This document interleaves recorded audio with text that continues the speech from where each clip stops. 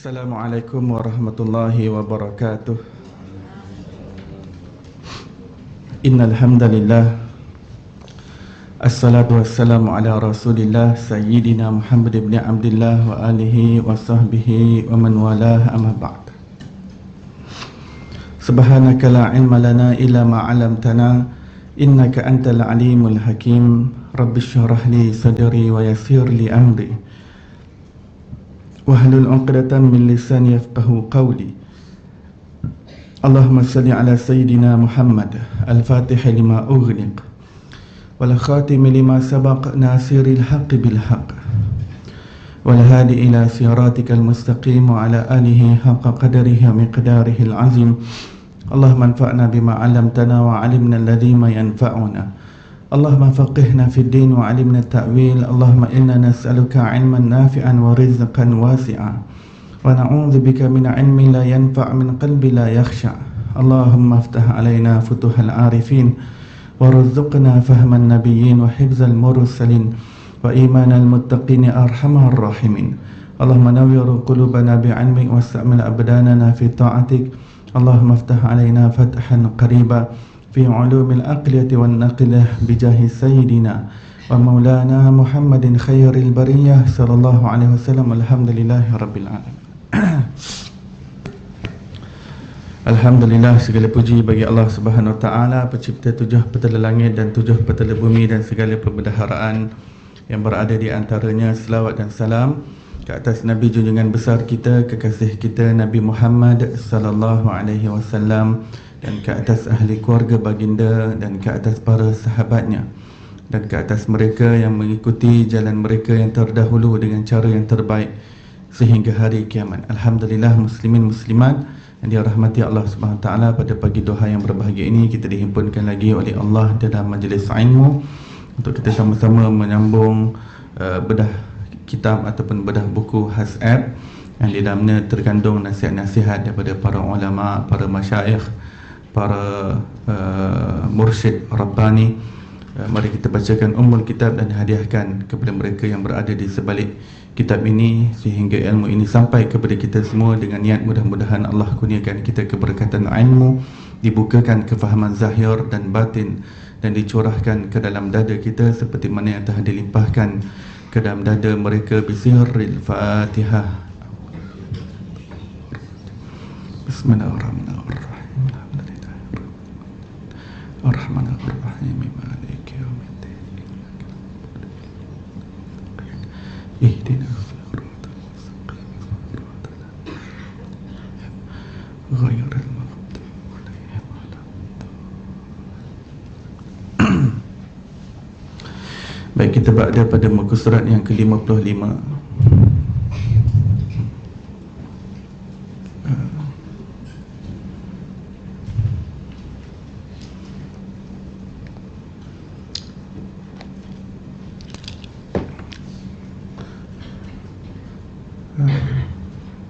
Saya lupa saya ada bawa stok punya dalam kereta. Yang jaga kamera tadi tak ada.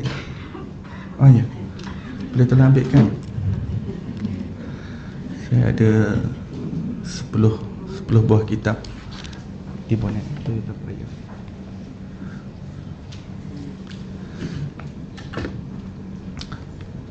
Baik, muka surat 55. Bertajuk merenung hikmah sakit. Ya. Jadi sebagai seorang manusia, seseorang itu tidak sunyi daripada sakit. Ya. Sekali-sekala dia akan mengalami sakit, ataupun dia mengalami sakit yang secara permanen, penyakit yang kronik, ada penyakit yang biasa-biasa. Bila kata sakit, dia termasuk demam, termasuk pening. Ya. Bila kata sakit ni bukan sahaja kanser, bukan sahaja barah, paru-paru, bukan sahaja ketumbuhan, bukan sahaja kencing manis, darah tinggi, jantung semata-mata, tetapi sekecil-kecil sakit. Demam pening kita, demam pening juga termasuk di dalam sakit. Jadi, sakit di dalam agama kita mengajarkan satu cara pandang, bagaimana memahami apa itu sakit, ya. Yang mana dalam agama lain mungkin mereka tak memahami, tetapi Rasulullah SAW mengajarkan kepada kita sakit itu adalah suatu yang Allah Ta'ala datangkan sebagai suatu bentuk rahmatnya juga kepada kita sebagai mukmin. Kerana orang mukmin, apa sahaja yang terkena padanya semuanya baik di sisi Allah Subhanahu Wa Ta'ala, semuanya bagus. Selagi mana seorang itu mukmin, maka apa sahaja sakit yang dialami olehnya ataupun apa sahaja yang dikurniakan kepadanya, ianya adalah baik, dengan syarat dia bersyukur dan dia bersabar.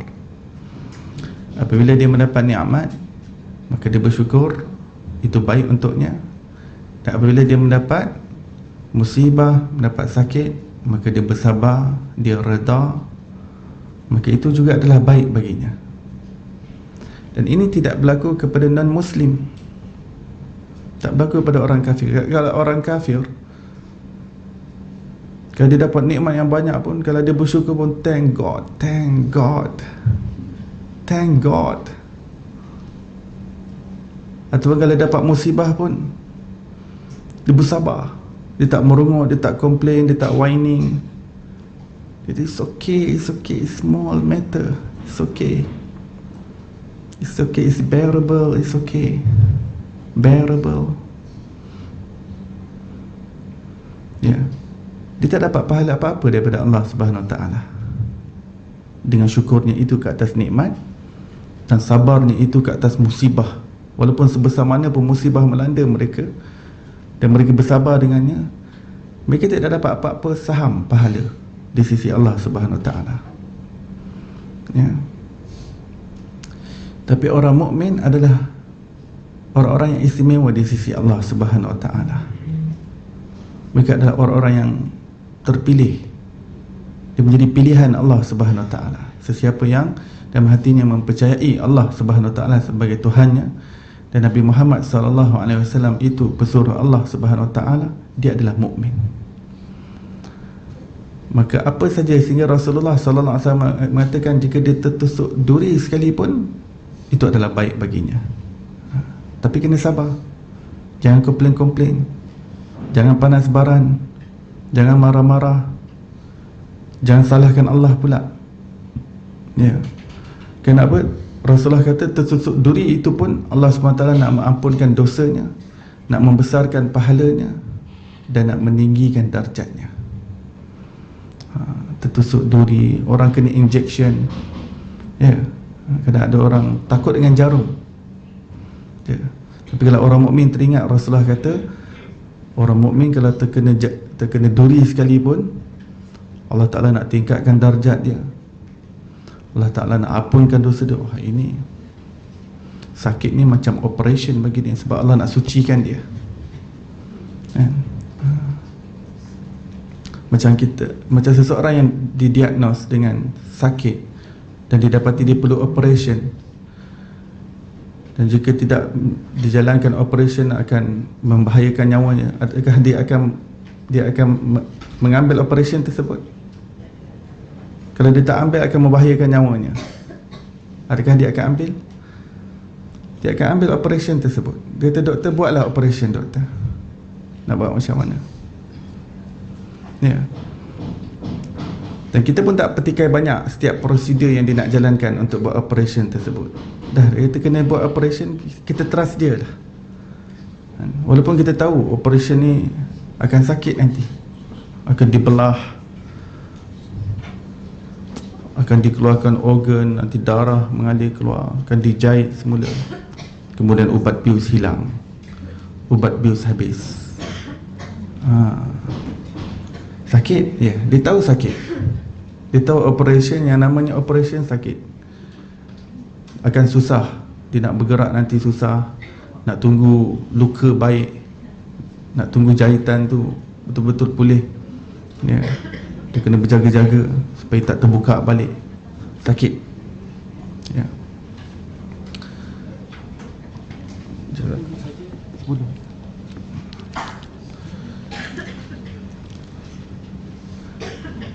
Sebab yang sebelum ni minta tak sampai 10 minta dalam 7, 8. Saya kata tak apalah, saya ambil 10 je terus daripada kedai. Ada lagi ke yang nak? Cukup ya. Jadi bila seseorang tahu operation tu, walaupun dia nampak sakit, nampak mengerikan, nampak dahsyat, tapi dia sanggup juga. Dia sanggup. Walaupun dia ni jenis takut, orang yang takut dengan pisau tekat dengan apa, tapi nak buat macam mana? Kena belah, kena belah. Kena operate, kena operate. Kenapa? Kena sesuatu yang walaupun nampak mengerikan, tetapi dia tahu di situ ada kebaikan. Jadi dia rela untuk dia dioperate. Dan dia percaya pada doktor yang buat operation tersebut. Ini adalah kesan kepada percaya. Kalau kita percaya kepada Allah Ta'ala yang mengatur segala-galanya itu dengan aturan yang terbaik, dengan takdir yang terbaik untuk kita, dengan ketetapan dan ketentuan yang terbaik, maka kita serahkan urusan kepada Allah Subhanahu Wa Ta'ala, ya, dan reda dengan ketetapannya. Kita mempertikaikan kenapa Allah bagi sakit ni, kenapa Allah bagi sakit tu. Walaupun seseorang dah menjaga kesihatan dirinya sekalipun, dia dah jaga diet pemakanannya, dia dah jadi orang yang paling hygienik, dia dah jogging, dia dah jaga brisk walking, dan dia tak biarkan dia punya treadmill dia berabuk di rumah. Memang sentiasa digunakan. Sikit abuk pun tak ada, sikit pun tak ada. Kenapa? Selalu guna. Tapi dalam keadaan macam tu pun terkena juga sakit, tetap dia nampak ini adalah operation daripada Allah Subhanahu Wa Ta'ala.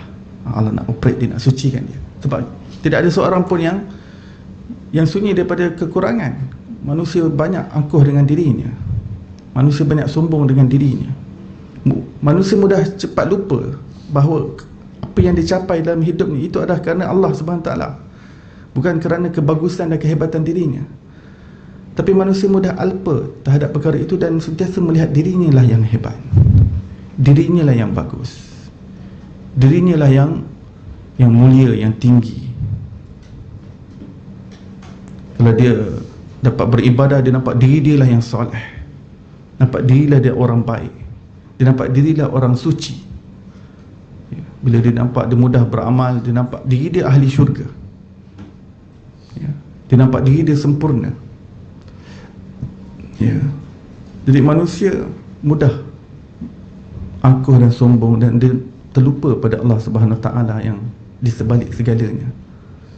Yang kalau bukan kerana Allah, dia tidak dapat capai apa yang dia capai. Dia tak akan dapat apa yang dia dapat. Dia tak akan dapat raih apa yang dia raih.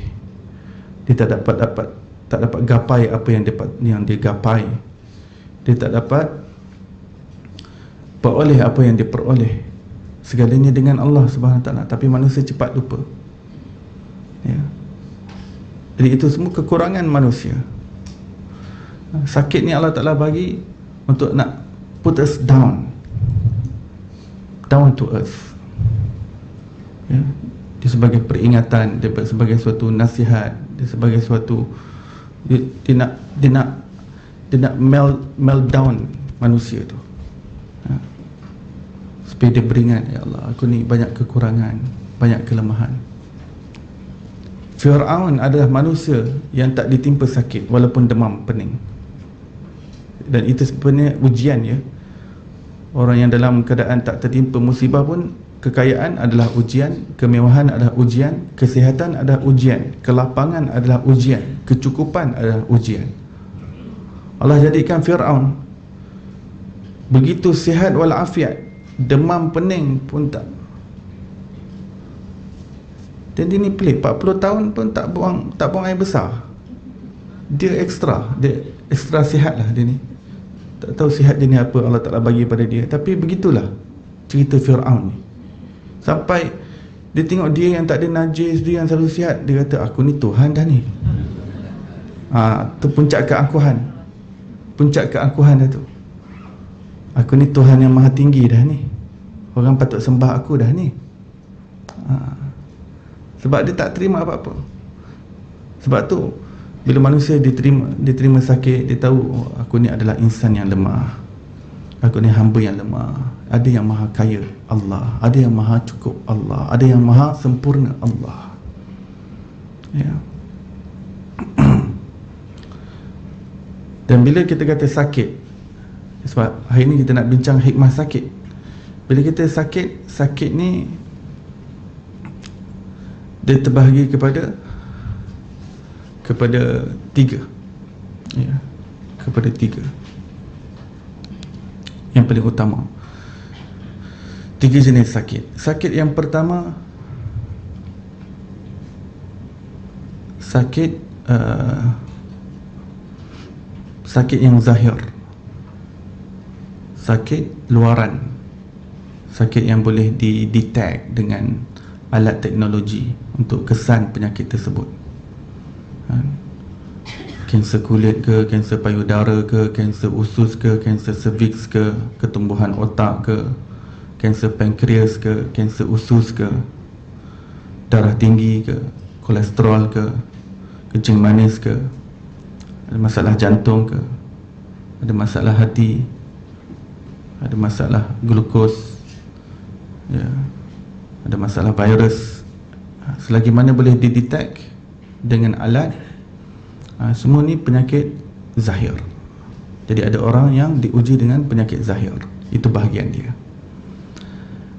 Dan yang kedua, ditimpa sakit kerana makhluk halus.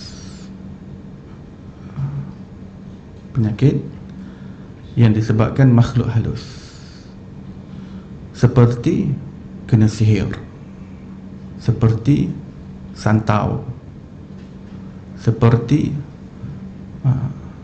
kalau sihir dengan santau ni orang lain buat kan, 7 orang lain buat. Ada jenis orang lain tak buat. Saka daripada perkataan pusaka, sebab dia memusakai daripada tok nenek moyang dia. Bela jin dulu, tok nenek moyang dia jenis bela jin, ya. Bela jin ni taklah salah sebenarnya, tapi yang jadi saka ni bela jin dengan cara yang salah. Bela jin ni ada dua, satu cara yang betul, satu cara yang salah. Jangan pukul rata pula semua, silap nanti kita, ya. Masyarakat kita saja memahami bila nama bela jin dia terus menjurus kepada yang salah tu, padahal ada je yang betul, ya. Bela jin untuk jaga ladang, bela jin untuk jaga tempat pertanian, jaga pagar rumah, jaga rumah, ya, jaga harta. Ada orang bela jin. Tapi untuk bela jin ni dia ada dua cara lah. Satu dengan cara yang betul, dengan satu cara yang salah. Cara yang salah dengan cara memuja dan dengan cara yang syaitan lah, cara syaitan, ya. Dan ada perjanjian. Bila ada perjanjian tu yang menyebabkan dia terikat tu, dia menurun nanti. Dia meninggal, dia cari mana anak-anak dia nak pergi, dia cari rumah dia. Habis anak-anak dia punya keturunan pula nanti. Biasanya dia akan pergi, kebiasaannya saka ni dia akan pergi kepada dia punya keluarga dia yang ada keturunan dia yang jenis tak semayang, yang jenis tak tutup aurat. Ini akan lebih mudah kena. Orang yang tak jaga amal perbenting lebih mudah terkena. Tapi tak semestinya orang jaga amal pun boleh juga, kan? Ikut dia lah, dia nak pergi mana, dia suka mana, kan? Kita ni ada 30 orang sepupu, kan? Dia boleh pilih 30 orang. Tapi kalau dia nak pilih kita, nak buat macam mana? Kita dah jaga amal perbenteng, kita dah jaga solat, dah jaga aurat, dah jaga aurat, zikir, azkar semua, terkena juga? Tak boleh terkena. Tak ada halangan di situ. Maksudnya itu bahagian ujian dia. Macam tadi penyakit zahir, ada orang dah jaga kesihatan bukan, tapi kena juga kanser tahap 4. Aku dah jaga jogging, aku dah jaga cycling, swimming, kena juga. Tapi bahagian dia dah tu, bahagian dia. Sebab Allah tak wajib kat atas dia untuk nak orang tu tak jaga makanan baru nak kena sakit. Allah tak perlukan macam tu. Allah nak bagi mati kena tunggu orang tua dulu, tengah tunggu orang tu betul-betul sakit baru Allah nak bagi mati. Tak. Tengah muda terang-tang, tak ada sakit apa-apa, Allah boleh tarik nyawa. Tak wajib kat atas Allah. Allah pilih siapa yang dia nak. Dan pasti ada hikmah di sebaliknya. Begitu juga dengan makhluk halus tadi. Tak perlu nak pertikaikan Allah. Ya, aku ni kenapa kena juga saka, kena juga makhluk halus. Ada orang jenis bukan saka, jenis tok nenek moyang, ya, dia sendiri dia dapat pendamping jin yang kuat, katakan. Jadi dia, sebab setiap kita ni ada pendamping, ya, qarin. Rasulullah kata, sahabat kata, oh, ada pendamping juga daripada jin syaitan ni. Ya, engkau pun ada ya Rasulullah? Sahabat tanya, aku pun ada, tapi dia masuk Islam sebab ditundukkan. Ya, betul, jika seseorang itu soleh, jin syaitan pendamping dia patutnya untuk nak goda dia, kan? Untuk nak goda. Itu pun sebab dunia ni ujian. Salah satu bentuk ujian adalah syaitan yang didampingkan dengan kita tu untuk letak was-was, untuk buat jahat. Tapi kalau manusia sentiasa buat amal soleh, dia boleh masuk Islam kerana kita. Bila dia masuk Islam, dia akan bisikkan benda-benda yang baik pula pada kita. Dia jadi macam tu. Kalau nak bisikkan jahat, mungkin syaitan yang lain pula kena pergi. Syaitan luar, bukan syaitan in-house. Syaitan in-house ni dia boleh memang mengalir ikut darah manusia. Tak perlu orang kerasukan, ya, untuk syaitan mengalir ikut darah setiap manusia. Dia lalai je, syaitan dah boleh mengalir ikut darah dia. Basically manusia memang boleh kerasukan lah secara mild begitu. Sebab syaitan dia al-khannas, dia sentiasa berada di belakang manusia. Dia sentiasa menyuruh di belakang. Dia dapat cek ada cahaya dalam hati manusia. Dia dapat detect yang bila dia lupa pada Allah, bila dia tak ingat Allah, bila hati dia kosong daripada Allah, dia terus dapat masuk. Bila hati tu ingat dia terus terpaksa keluar. Sebab dia dimensi lain, dia boleh masuk kita. Boleh masuk kita, dia keluar kita. Masuk kita, keluar kita. Dia boleh macam tu. Ya.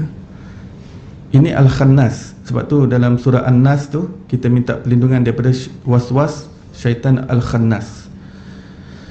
Ya, kalau hati kita sekejap zikir, sekejap lalai, sekejap zikir, sekejap lalai, dia pun susah nak masuk juga. Jadi macam tu. Tetapi yang dia boleh masuk tu biasa dah lama tak ingat Allah, tu dia nampak akan ada pintu, akan jendela masuk untuk dia masuk, ya. Tapi kalau sekejap lupa, sekejap ingat, sekejap lupa, sekejap ingat, dia tak dapat masuk. Tapi dia, dalam hadis kata dia ada belalai, dia macam ada injection, panggil belalai. Waktu dia lupa tu dia akan inject daripada luar dekat dada dia, dekat hati dia. Inject untuk buat jahat lah. Dia masukkan bius jahat tu. Dan dia akan masuk. Nanti kalau hati dia teringat je Allah, terus belalai tu tepat terus keluar. Ni dalam hadis. Dia ada macam injection. Dalam hadis diterjemahkan belalai. Syaitan tu dia ada belalai macam itulah, ya. Jadi ada orang yang dapat syaitan yang jenis ganas punya, syaitan mafia pendamping dia tu. Dia boleh jadi ganas. Bila kalau sekali dia masuk, tu boleh histeria, lemah semangat, boleh jadi menjerit, kan, kerasukan, ya.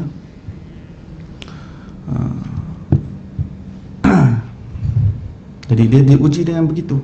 Dia tak ada, tok nenek moyang dia tak ada sakit, tak ada bela jin, tapi dia dapat jin yang ganas. Dia kena kacau. Walaupun dia tak kisahlah dia jenis jaga amal ke, tak jaga amal ke, jenis solat ke, tak solat ke. Kalau dia terkena, itu bahagian dia.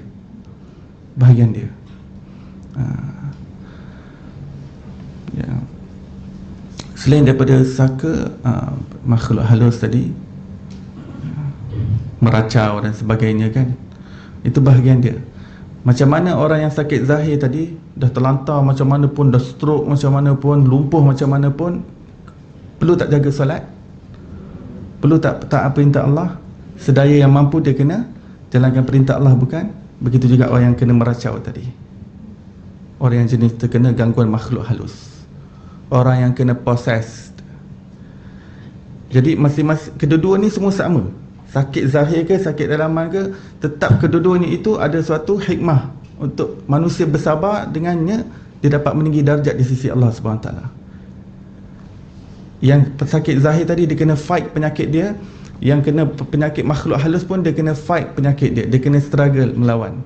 Struggle tu dia dapat pahala lebih di sisi Allah SWT berbanding orang lain. Orang lain tak perlu berubat, tak perlu nak berusaha dan sebagainya, ya.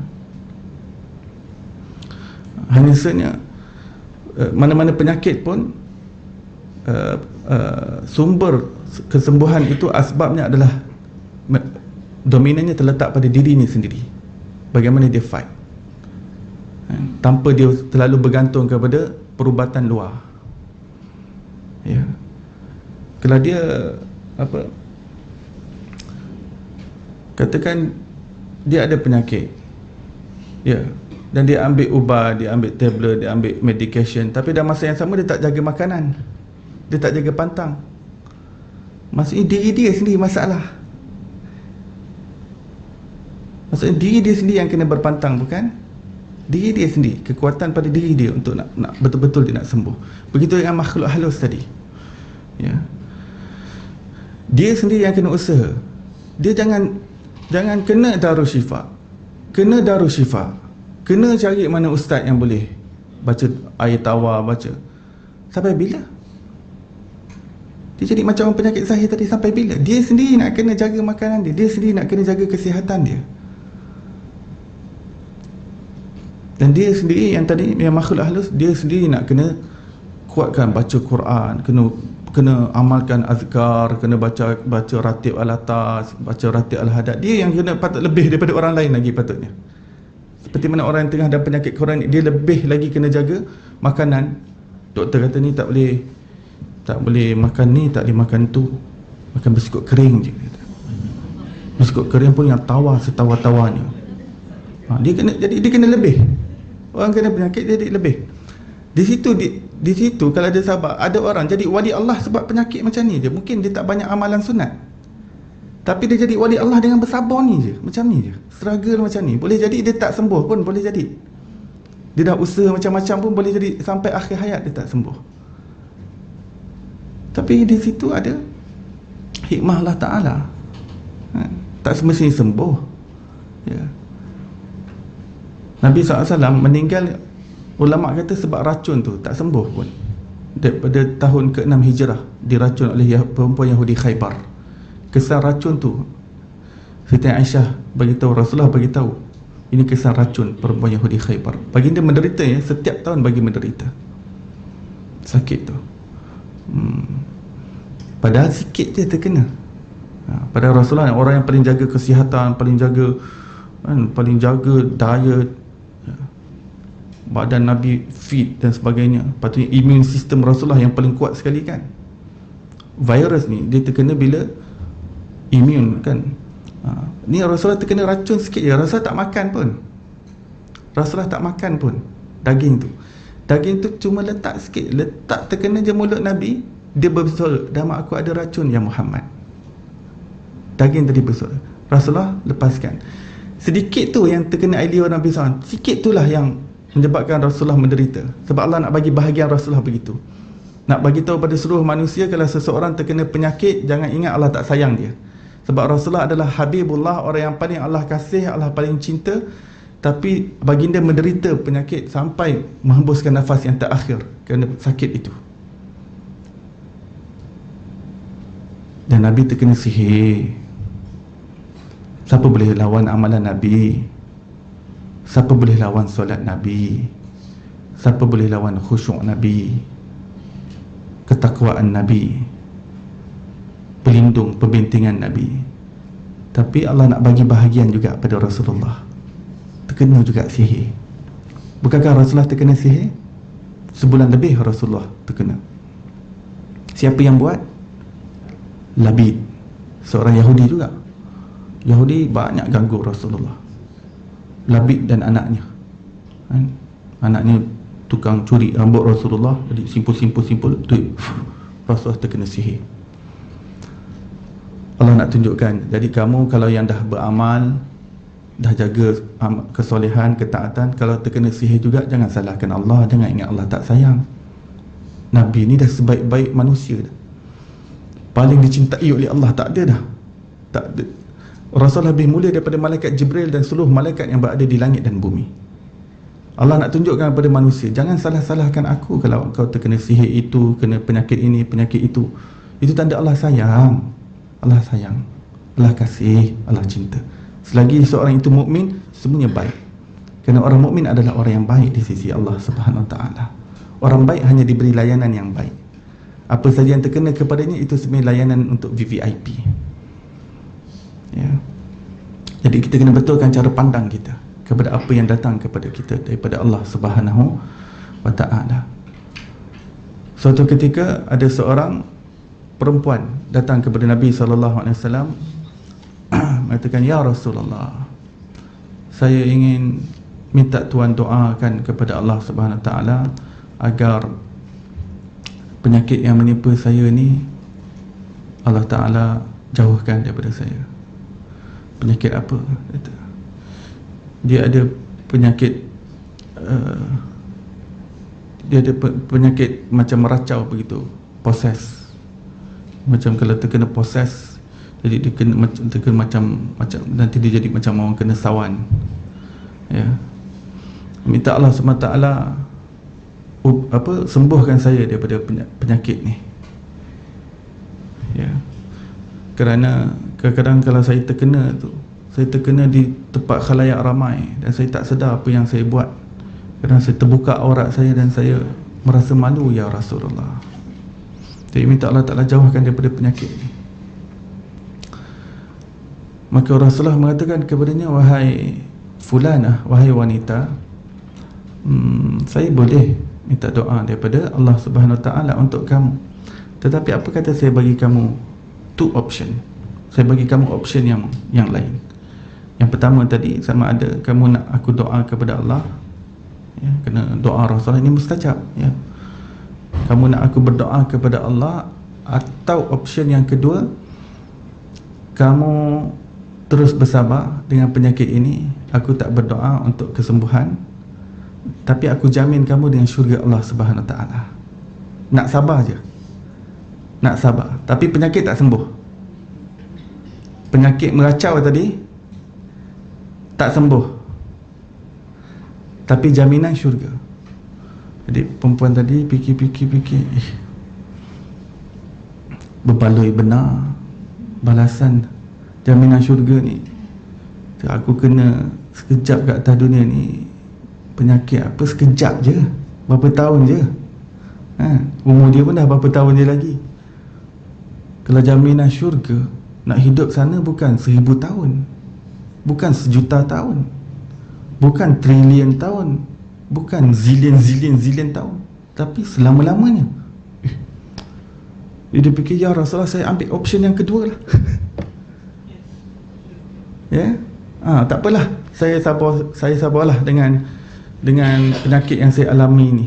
Dia dah lama dah alami penyakit tu, tapi dengar option yang kedua tadi, seronok dia dapat offer daripada Rasulullah macam tu.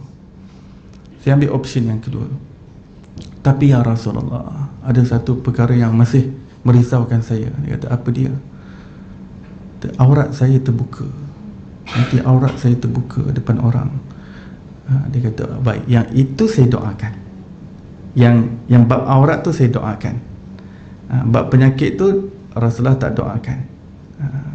Yang bab penyakit tadi Rasulullah dah jamin syurga. Rasulullah kata, jumpa aku nanti di hari akhirat di 3 tempat. Kamu boleh cari aku di kawasan tempat perhisaban, kerana waktu tu baginda nak tolong syafaatkan umat dia. Just get me there. Kemudian di tepi titian sirat, kau boleh jumpa aku di situ kalau kau tak jumpa aku di tempat lain. Yang ketiga, aku akan berlega di kawasan Kautsar.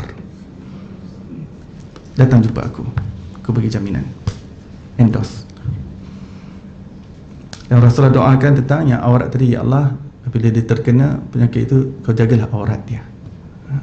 Dan sampai akhir hayat dia menderita dengan penyakit tersebut, tetapi dia merasa bahagia di setiap balik di penyakit itu kerana mendapat jaminan yang besar daripada Nabi SAW, iaitu jaminan syurga. Dan aurat dia terjaga. Ya. Wali-wali Allah kadang-kadang bila dah lama tak sakit, mereka risau. Sebab sakit ni tanda Allah Ta'ala ingat yang sayang pada dia. Bila dah lama tak kena demam, mereka rasa takut Allah lupa dia. Ya. Tak kena demam, pening pun tak. Oh, risau. Wali-wali Allah risau. Ya. Ada apa-apa, Allah murka kat aku ke apa-apa ni. Sihat semata, ya. Ya. Sebab sakit ni dia sentiasa bisa ingatkan manusia, ya.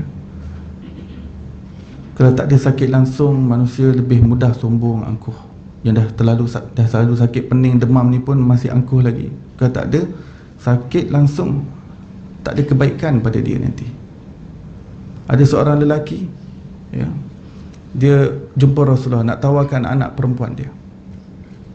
Anak dia kata bagus, molek, solehah, bla bla bla bla. Dia cerita. Sampailah Rasulullah tengah dengar je dia tengah offer anak dia, kan? Anak dara dia. Cakap kelebihan-kelebihan anak dara dia ni, supaya dia nak pancing lah Nabi SAW, makan pancing dia supaya dia nak baginda kahwin dengan anak dara dia. Sampailah satu statement, dia kata anak saya ni tak pernah sakit, demam pun tak pernah. Tu Rasulullah, demam pun tak pernah, tak sakit tak pernah, tak. Kalau gitu tak apa, terima kasih. Tidak ada kebaikan yang banyak kepada orang yang sentiasa dalam keadaan kesihatan.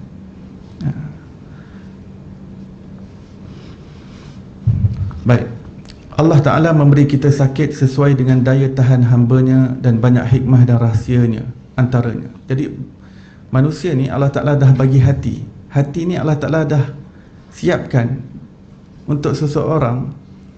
Usahakan hati dia memiliki keteguhan, yang mana besar mana pun musibah, besar mana pun penyakit, hebat macam mana pun yang melanda dia, dia akan dapat menahannya, dia dapat bersabar dengannya, dia dapat redha dengannya.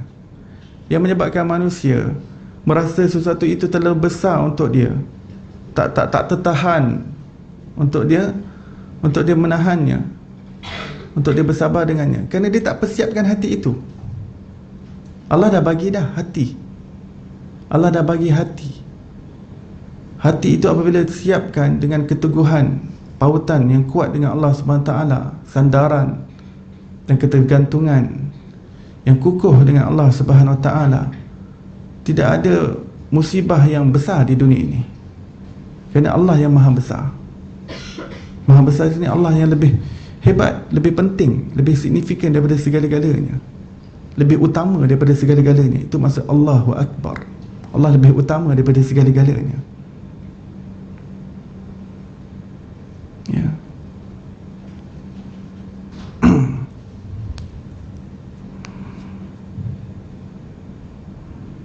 Yang seseorang tu rasa tak tertahan, rasa tak tertanggungnya, rasa tidak. Bukan Allah yang silap, dia yang silap. Allah dah bagi dah hati. Kamu tak usahakan hati untuk kuatkan hati tersebut, kamu yang silap. Jangan kata Allah yang silap. Kerana Allah la yukallifullahu nafsan illa wus'aha. Allah tidak akan menimpakan sesuatu ke atas seseorang di luar kemampuannya. Sebenarnya setiap musibah apa saja dalam dunia ni memang dalam kemampuan manusia, kerana keajaiban hati itu hebat. Keajaiban hati. Hati ni ajaib. Keteguhannya. Nanti lepas habis kitab ni, mungkin kita boleh pindah satu kitab bernama Keajaiban Hati oleh Imam Ghazali. Lihat bagaimana hati ni Allah ciptakan. Kalau kita betul-betul jaga dia, kita persiapkan dia, bagaimana dia boleh menjadi kekuatan kepada kita dengan kekuatan Allah. Ya.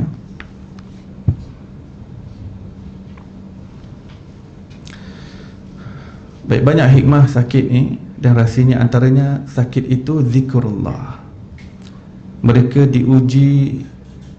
yang diuji dengan sakit lebih sering menyebut nama Allah berbanding waktu sihatnya. Ya.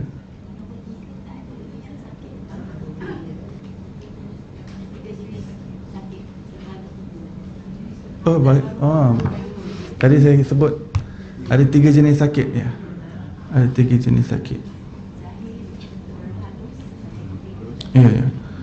Yang ketiga, sakit yang paling berbahaya itu penyakit hati. Penyakit hati. Apa itu penyakit hati? Takabur, riya, ujub, sombong, angkuh, bongkak, bangga diri, ananiah, keakuan diri, hasad, dengki, dendam, kesumat, sangka buruk kepada Allah, sangka buruk kepada makhluk Allah, berputus asa daripada rahmat Allah, berpatah harap dari Allah. Ya. Itu semua penyakit-penyakit hati yang dibincangkan di dalam ilmu tasawuf. Jadi seseorang yang terkena penyakit ini pun suatu ujian daripada Allah Subhanahu Wa Taala, yang mana dia kena atasi di dunia ini. Jika dia takabur, dia kena bersihkan hati dia. Jika dia seorang yang riya, ujub, sombong, dia kena bersihkan hati dia di dunia ini. Ini adalah ujian daripada Allah SWT yang paling berbahaya sekali. Kerana satu zarah takabur sahaja jika dibawa ke akhirat, Nabi SAW mengatakan itu adalah bahagian untuk api neraka. Maksudnya dia akan dicampakkan juga dalam api neraka untuk leburkan sifat takabur tadi, kalau dia ahli syurga. Dan kalau dia ahli syurga, dia mukmin, tapi ada takabur dalam hati dia, maksudnya sebelum masuk syurga dia kena bersihkan hati dia daripada sifat takabur tersebut. Dan tepat untuk leburkan itu dalam api neraka. Api saja yang dapat leburkan. Api nanti akan laser untuk pecahkan. Kita di dunia kan laser kalau kuat kan macam mana kan? Mata kita ni kalau buat LASIK, kalau terlebih saja laser tu buta mata. Sebab benda tu dia macam api. Ya. Laser kan ada laser jenis untuk mata, ada laser untuk ketumbuhan. Dia attack dia tak perlu bedah apa-apa. Ketumbuhan kat mana? Dia pecahkan dalam. Ya. Kalau dia terlebih, habis.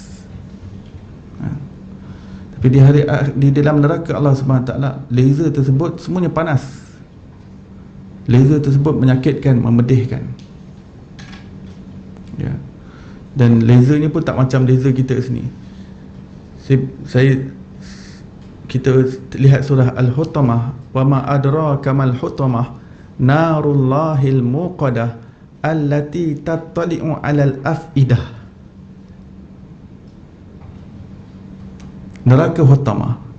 Apakah yang menyebabkan kamu tahu apa itu neraka Hutamah? Ianya adalah api yang menyala, bergejolak, yang tattali'u, yang dia menembus kepada dada-dada manusia. Menembus ni, api macam ni macam laser lah sebenarnya.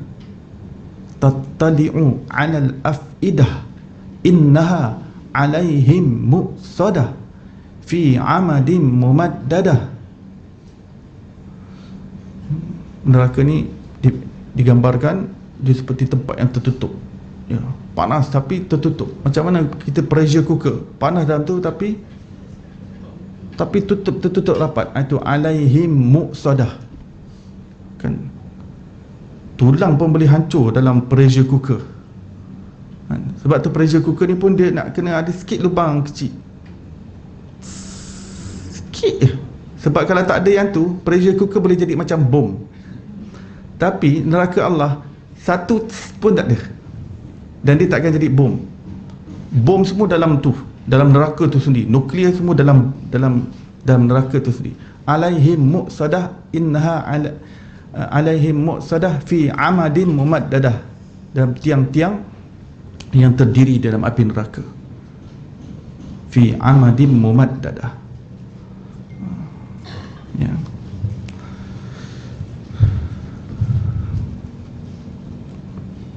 Baik. Sakit itu adalah zikrullah. Sakit ni menyebabkan seorang tu Allah, Allah, Allah, Allah. Waktu sihat tak sangat. Waktu sakit tu dia nak ingat Allah Subhanahu Wa Taala. Tu alhamdulillah, rahmat Allah lah. Waktu lain dia tak ingat, tak sebut, tak lupa nak sebut nama Allah, Allah, Allah. Waktu sakit Allah, Allah, Allahu Akbar, Allahu Akbar. Kan? Yang kedua, sakit itu istighfar. Kita akan mudah teringat akan dosa ketika sakit, sehingga lisan mudah untuk memohon ampun. Waktu ni dia kata, aku ni banyak dosa aku sebelum ni, entah aku dah nak mati lah ni. Kadang dia terkena demam je, aku nak dah demam. Lagi-lagi zaman coronavirus ni, aku dah nak mati dah ni, aku dah nak mati dah. Astaghfirullahaladzim, astaghfirullahaladzim. Dia punya istighfar tu lebih panjang, lebih mendalam. Kalau waktu sihat astaghfirullah dia, astaghfirullahaladzim, astaghfirullahaladzim, astaghfirullah. Apa ni? Pukul 5 hari ni. Okey. Astaghfirullah. Siapa pula pukul 5 ni? Tapi bila dah sakit, astaghfirullahalazim, astaghfirullah. Baguslah tu. Makin mendalam istighfar ni makin bagus, makin besar penyesalan, itulah taubat. Astaghfirullah. Istighfar dia menembus ke dada. Sebelum ni menembus ke handphone istighfar dia.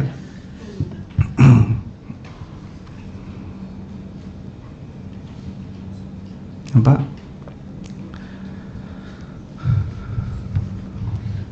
Jadi bila terkena sakit ni, jangan sangka buruk pada Allah Subhanahu Wa Taala. Ya. Jangan sangka buruk. Oh, Allah ni sebab aku buat dosa dulu ni, Allah bagi aku bala dah ni. Allah bagi aku bala ni. Sangka buruk buat apa pada Allah Ta'ala? Ya, Allah bagi sakit tu nak ingatkan dia pada Allah. Sangka baiklah pada Allah Subhanahu Ta'ala, nak ampunkan dosa dia, nak ingatkan dia yang banyak lupa, banyak alpa, banyak lalai, banyak ghaflah. Baguslah. Jangan ingat bala pula. Ya, kalau orang kafir kena sakit, ya itu bala. Orang mukmin bukan bala. Rasulullah dah bagi tahu, tertusuk duri pun Allah nak ampunkan dosa dia. Jadi buat apa orang mukmin nak bersangka buruk pada Allah Ta'ala pula? Salah adab dengan Allah. Salah adab. Oh, saya ni tiba-tiba kena kanser tahap 4 ni. Ni dosa saya dulu ni waktu saya jahiliah dulu. Allah bagi saya ni sekarang ni. Padahal saya dah jaga solat. Saya dah jaga. Sedekah pun saya jaga, anak-anak yatim pun saya bagi, madrasah pun saya infak, saya belanja di jalan Allah Ta'ala semua, bantu orang susah, bantu miskin. Allah bala saya ni. Oh, sangka buruk macam tu pada Allah. Sangka buruk boleh. Ya, Rasulullah dah bagi tahu dah. Pengampunan dosa, darjat ditingkatkan, pahala dibesarkan. Tak ada pun masuk bala kat sini. Manusia banyak sangka buruk pada Allah. Rasul kata, orang yang terkena tertusuk duri ni tak kira lah dia mukmin berdosa ke tak berdosa ke, dia soleh ke, nabi ke, wali Allah ke, 3 benda tu darjat ditingkatkan, dosa diampunkan dan pahala dibesarkan. Tak masuk list, bala tak masuk. Bala musibah. Bala ni apa bahasa kita? Musibah, bencana, malapetaka, kecelakaan. Macam tu bala. Tak, untuk orang mukmin semuanya baik daripada Allah Subhanahu Wa Taala. Jangan sangka buruk pada Allah. Ya. Sebab dia tengok diri dia dah beramal. Jadi dia rasa bila berlaku macam ni jadi bala. Sebenarnya jadi dia dah tengok cara pandang pada amal dah salah dah. Maksudnya bila dia beramal, dia deserve daripada Allah untuk sihat sepanjang masa. Kalau gitu Rasulullah lebih patut berhak sihat.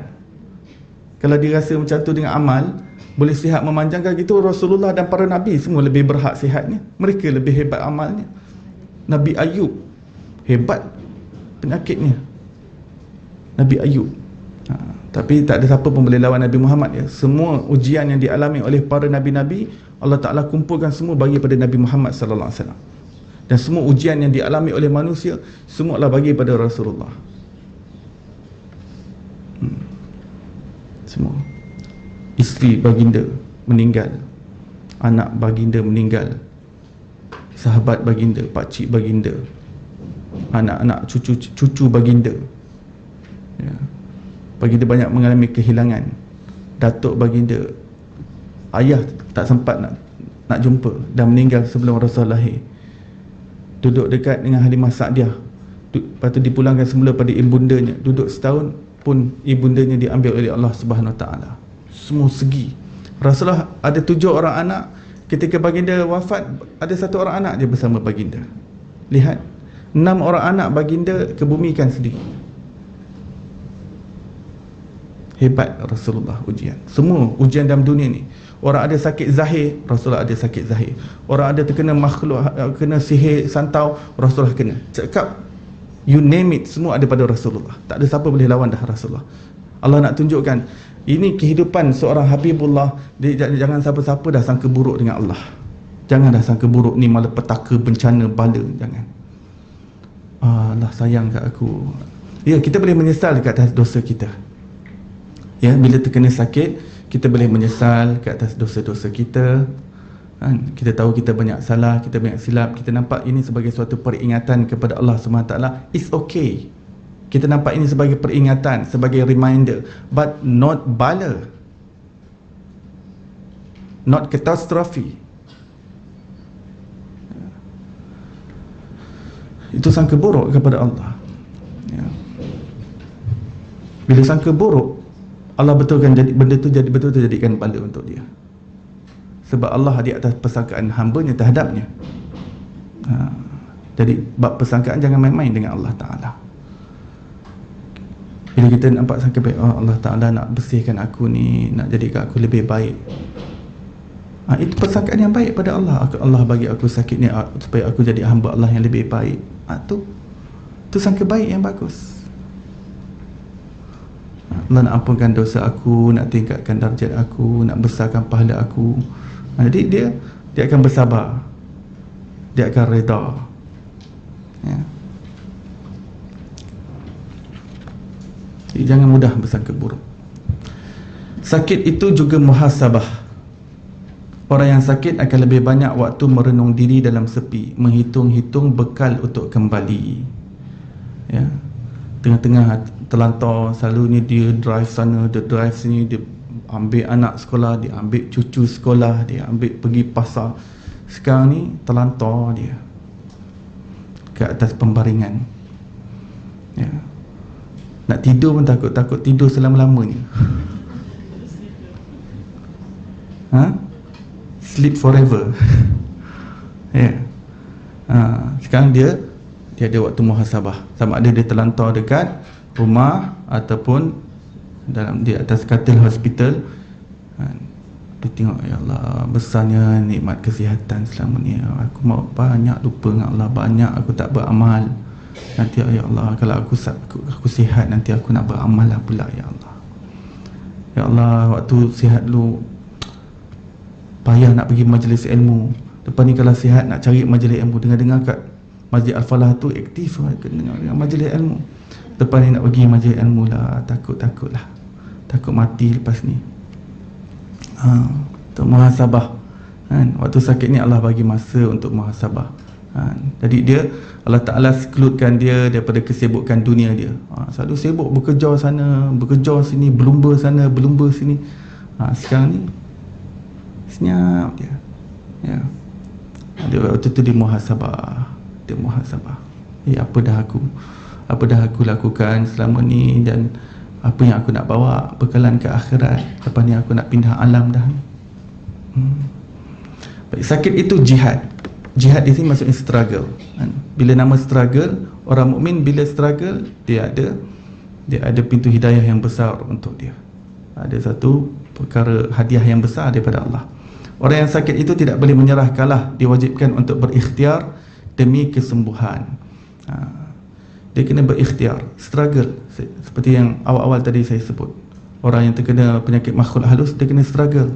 Dia jangan bergantung terus dengan Darushifa. Sekejap Darushifa, sekejap Darushifa, sekejap cari ustaz perawat dan sebagainya. Tak, dia sendiri kena beramal, dia sendiri kena berikhtiar semua.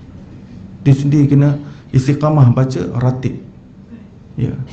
Walaupun dia susah, sebab dia dah, bila orang terkena meracau ni kadang dia lebih liat nak beramal dan sebagainya. Ya, memang itu. Orang yang sakit zahir pun begitu. Sampai kadang dia tak boleh nak sembahyang diri, dia kena sembahyang duduk. Tak dapat sembahyang duduk, dia kena sembahyang baring. Tak dapat sembahyang baring, sembahyang mengiring. Tak dapat sembahyang mengiring dengan isyarat mata. Sebelum isyarat mata, kepala je, sembahyang kepala je. Tak dapat angkat kepala dengan mata. Ni qiyam, ni rukuk, ni sujud dengan mata. Maksudnya perintah Allah tak boleh tinggal dah. Dia pun struggle juga. Nak kat sembahyang nanti pun dengan tayamum dan sebagainya. Ya, memang struggle. Tapi di sebalik struggle tu ada sesuatu yang hadiah besar daripada Allah SWT.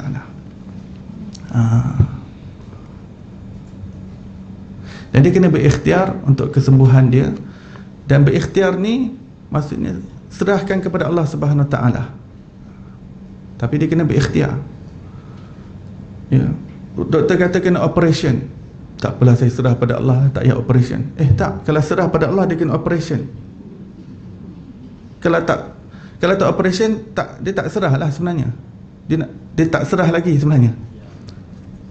Sebab dia kena ikhtiar. Ikhtiar tu dia serah pada Allah. Kalau dia tak ikhtiar, dia nak serah apa? Dia nak serah apanya? Itu bukan konsep tawakal kalau tak ada usaha. Sebab konsep tawakal ni dia kena dengan usaha.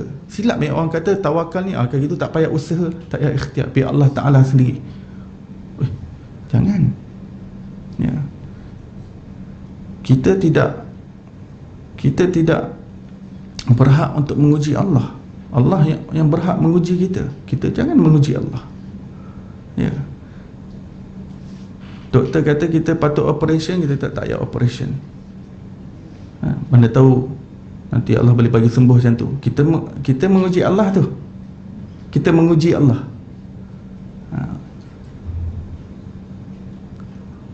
Kurang faham ya? Begini. Nabi Isa alaihissalam didatangi oleh seorang lelaki. Ketika itu mereka at the cliff of the mountain, ya. Dia ada tepi tebing bukit. Jadi lelaki tadi terserempak dengan Nabi Isa. Dia kata, wahai Isa, kamu kata Allah Ta'ala melakukan segala-galanya? Ya.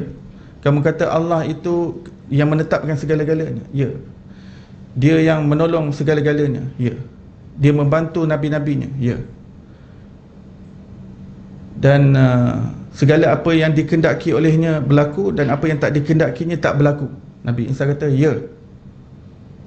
Kalau begitu, cuba kamu lompat daripada gunung ni. Kalau dia tak mengingini kamu mati, maka kamu takkan mati. Kemudian Nabi Isa menjawab, yang berhak menguji adalah Allah Subhanahu Wa Taala. tapi aku tidak berhak untuk menguji Allah Subhanahu Wa Taala. Therefore aku takkan terjun. Aku takkan membuat sesuatu yang boleh membawa kepada kebinasaan, kemudian menguji Allah, nak tengok dia hidup ke tak hidup kat situ, dia hidup ke mati di situ. Ya, dia kena berusaha untuk hindarkan daripada bahaya, kemudian dia serah pada Allah Subhanahu Wa Taala. Allah yang berhak menguji dia. Maksudnya kalau Allah yang nak campakkan dia ke sana, itu Allah yang campakkan. Kalau dia terjatuh ke kemalangan ke, itu Allah berhak menguji. Kita tak berhak menguji Allah Subhanahu Wa Taala. Ada sakit, cari ikhtiar. Ini sunnah Nabi SAW. Bila perlu buat operation, buat operation. Ini sunnah Nabi, sunnah para sahabat. Sayyidina Ali kena buat operation besar, cabut panah daripada betis ni. Dan panah ni kita tahu dia bukan macam ni depan dia, dia ada cangkuk macam ni kan, dia kena tarik dengan daging dia. Dia kata jalankan operation ketika aku dalam salat. Ya, orang kena operation ya, kena dapat rawatan, itu ikhtiar kita.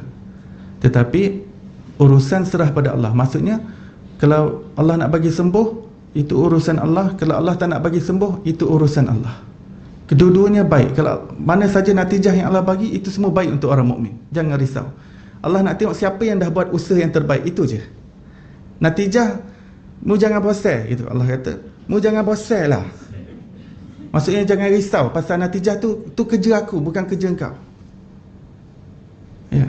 Kalau sampai lepas sudah pun tak sembuh, tak siar, tak apa, baik di sisi Allah. Macam tadi perempuan kan jumpa Rasulullah, sampai lepas sudah, sampai dia meninggal tak baik, tapi dia baik di sisi Allah, betul, dia dapat jaminan syurga.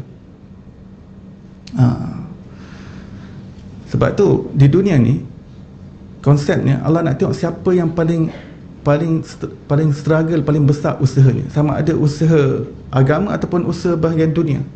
Ya, usaha dunia pun usaha yang terbaik, profesional, efisien, dengan cara yang halal, dengan mengikut syariat, dengan buat SOP yang betul dan sebagainya. Natijah serah pada Allah. Begitu juga dengan usaha agama. Seorang dah beramal dan sebagainya, kalau dia tetap terkena apa-apa musibah, itu daripada Allah Subhanahu Wa Taala. Dia tak mengganggu apa usaha yang dia telah lakukan. Ya. Sakit itu ilmu. Sakit akan membuat kita memeriksa dan mencari ilmu untuk tidak mudah sakit. Ya. Sakit itu juga nasihat. Yang sakit selalu suka menasihati yang sihat agar menjaga diri, yang sihat menasihati yang sakit agar bersabar. Sakit itu silaturahim. Keluarga yang jarang datang jenguk akan datang menziarahi, penuh senyum dan rindu mesra, dan dapat buah tangan lagi. Yang jumpa 3-4 tahun sekali, tiba-tiba muncul. Jumlah ziarah maklum tu dah nak menghembuskan nafas terakhir dah dia. Pergi maklum dia lebih panjang umur daripada dia. Sakit itu gugur dosa. Anggota badan yang sakit akan mendapat penyucian. Ni operation. Sakit ni operation daripada Allah. Jangan risau, Allah nak sucikan dah tu. Ya, pandang sakit ni Allah nak operate kita. Sakit lengoh kita tu pun Allah nak operate kita, nak sucikan kita, nak bersihkan kita. Sakit pinggang kita, slip disc kita, jangan risau dah, jangan risau. Betul, Allah nak operate dah tu. Percaya pada Allah lah. Kalau kita boleh percaya pada doktor, nyawa kita 50-50 tu operate pakai bedah. Sebab kita percaya kat dia, kita sanggup. Ini kalau lagi Allah. Sakit itu mustajab doa. Imam Suyuti mengelilingi kota mencari orang yang sakit agar mendoakannya, dan kita juga perlu selalu begitu. Orang sakit ni doa dia mustajab. Sakit itu menyusahkan syaitan. Kerana diajak maksiat tidak mahu dan tidak mampu, malah disesali. Syaitan kata, kau berzina lah. Zina apa di atas katil hospital. Jadi susahkan syaitan. Nak suruh masuk disko susah, nak suruh tengok wayang susah. Sakit itu sedikit tertawa dan banyak menangis. Satu sikap keinsafan yang disukai oleh Rasulullah dan makhluk di langit. Insaf, menyesal, ya. Banyak menangis. Sakit meningkatkan kualiti ibadah. Rukuk sujud kita lebih khusyuk, tasbih istighfar lebih banyak dan tahiyat juga dan lebih lama. Waktu sakit tu baru dia tawajuh lebih pada Allah Ta'ala. Ya Allah, sembuhkanlah aku ya Allah.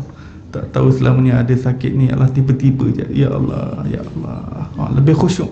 Sebelum doktor bagi tahu hasil diagnos, biasa je khusyuk dia. Lepas dapat tu terus hati bergantung terus pada Allah. Ya Allah, ya Allah. Sakit itu memperbaiki akhlak. Kesombongan terkikis, sifat tamak dipaksa tunduk, peribadi akan jadi santun, lembut dan tawaduk. Orang yang selalu terkena sakit ni, dia dah, Allah Ta'ala dah operate dia. Dia akan jadi orang yang humble, jadi orang yang down to earth. Sakit mengingatkan kita akan mati, membuatkan kita sentiasa beringat untuk menghadapinya. Sakit itu peningkatan darjat. Apa sahaja jenis sakit termasuk stres, tekanan fikiran, hatta tercucuk duri sekecil apapun akan menjadi asbab seseorang itu ditingkatkan darjatnya di sisinya. Kesemua hikmah ini akan diperoleh apabila sakit itu diterima dengan hati yang sabar. Okey, ada syaratnya. Ya. Sabar dan reda tanpa mempertikaikan dan protes terhadap ketentuan ilahi. Sebelum ikhtiar ke, lepas ikhtiar ke, reda dengan ketentuan Allah, ketetapan Allah Subhanahu wa Ta'ala. Habis di situ. Baik, sebelum saya mengakhiri, seperti mana yang saya maklumkan sebelum ini, setakat ini trip untuk ke Kepulauan Jawa untuk menziarahi wali-wali sungguh masih on, dan saya bersama dengan saya jemput kawan saya akan menjalankan trip tersebut untuk memberikan sedikit ringkas berkenaan dengan trip tersebut. Silakan Ustaz Afif. Dan ini masih on ya, pada 3 hari bulan April sehingga 7 April.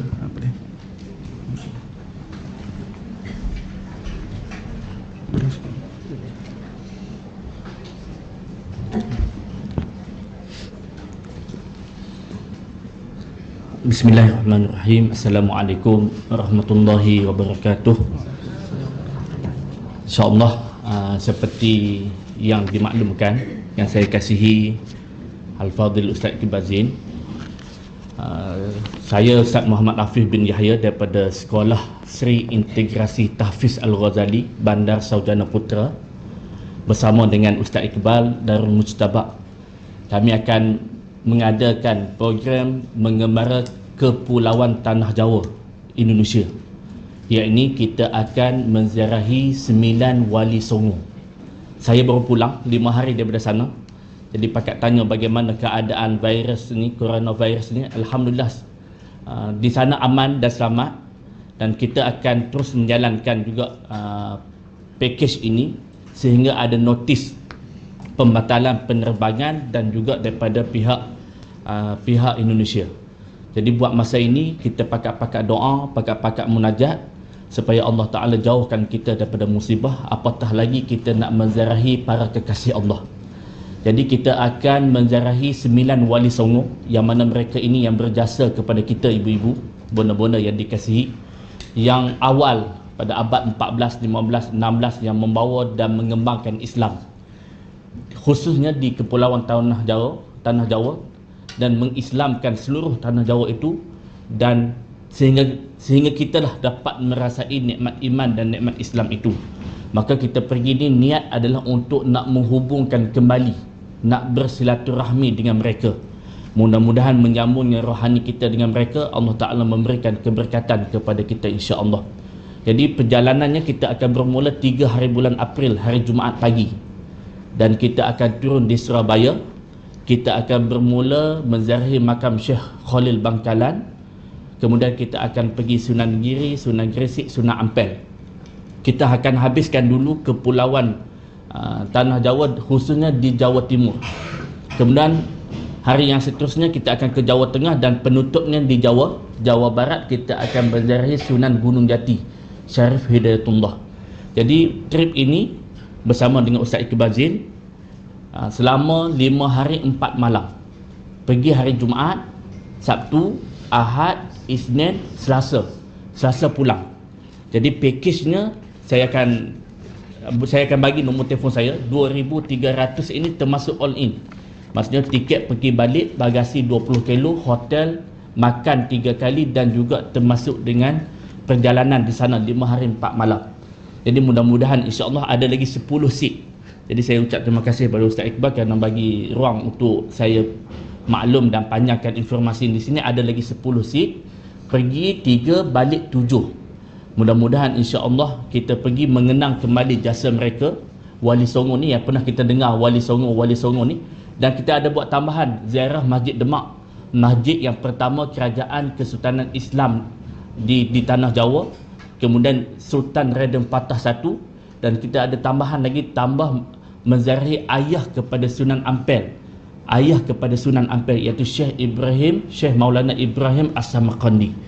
Jadi insya-Allah bagi ibu-ibu yang berminat untuk nak menyertai ziarah ini, boleh WhatsApp saya, kontak saya, nombor telefon saya 013 585, ada di poster ni, 013 585 5288. Saya ulang sekali lagi, 013 585 5288. Ustaz Muhammad Afif. Jadi mungkin nak tanya bagaimana perjalanan, apa persiapan, apa-apalah yang berkaitan tentang perjalanan ini, boleh call saya, boleh WhatsApp saya, bagi tahu kami hajah apa-apa, bonda apa-apa dari Masjid Al-Falah insya-Allah.